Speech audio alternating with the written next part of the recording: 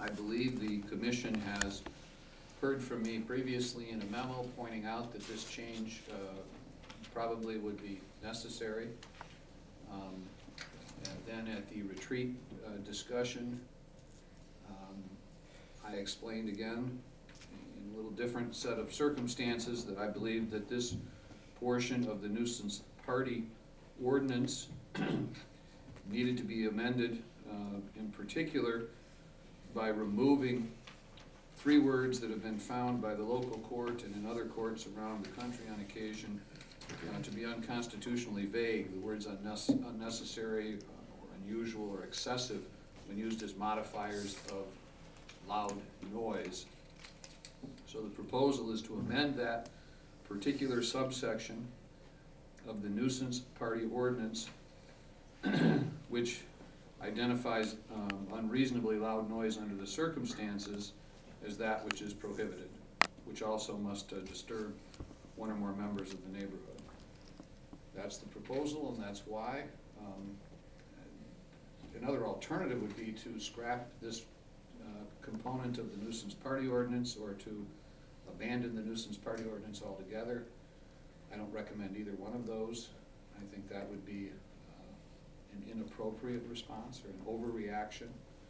This particular ordinance, not the nuisance padlock ordinance, but the nuisance party ordinance, which is part of the criminal provisions of the code, it's a misdemeanor, has been a very important regulatory tool for the police to use to quell loud parties, which for whatever reason in this particular town proved to be a serious problem and deserving of pretty significant law enforcement activity. And since this ordinance was adopted years ago, it has been an effective means by which law enforcement can regulate and control the parties that get out of hand and have any one of a very large number of problems that make them nuisance parties, one of which is the loud noise. Just by way of further explanation, after this was adopted and the police used it for a while or worked with it, they were able to use this particular citation, that is the nuisance party, or some of the loud noise, some other loud noise type violations or other violations to sort out those instances which were, in their mind, from a regulatory standpoint, deserving of the nuisance party citation or some other response. So it has fit well into the array of regulatory tools available to the police when they have to go out and work on cases. So I recommend that the ordinance be amended in the manner that's proposed and that the ordinance be retained in its entirety for the same purpose it was adopted years ago, to help with the enforcement against parties that really do become a problem and get out of hand. If we amend the language to remove the offensive language, does that in a sense render any appeal remedy or right the city may have as moot? I don't believe so, because there are other legal issues about what happened in the appeal that I think are deserving of appellate review, in addition to the terms or the language of this particular subsection. So it doesn't render an appeal moot, but I don't think, conversely, that there's any reason, well, not conversely, I just don't think there's any reason for the city to wait to change this language, because whether the judge's ruling on it is reversed or not on appeal, review of the case law around the country as it's developed most recently, I think it was the decision in 2005, the language that was used here years ago no longer is going to be effective. It has to be changed. All right. Is there a motion to approve this then? So moved. Support.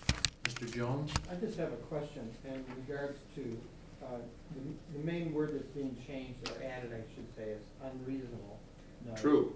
And the and that comes down to a reasonable person standard, is that correct? You've done your research. Okay. That's what the more precise way of stating it would be. The reasonable person standard is connoted by the use of the word unreasonably. Right. That's what tells the courts that there is a reasonable person standard to be applied. Okay. I don't have my paperwork with me, but in looking over the packet from the commission, is that defined in there, the reasonable person standard?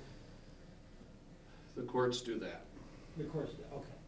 But the importance of inserting the word is so that the courts know when that issue comes up, a violation of this section, that it is a reasonable person standard by which whatever the conduct is, well, whatever that conduct is supposed to be measured against a reasonable person standard, which customarily is employed in testing the validity of a complainant's complaint.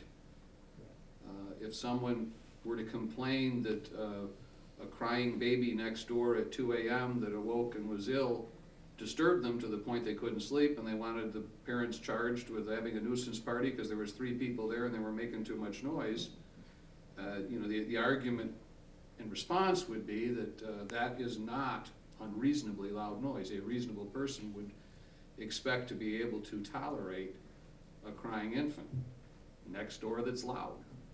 Do you believe that these verbiage changes are meeting that more narrowly drawn and clearly worded call to us?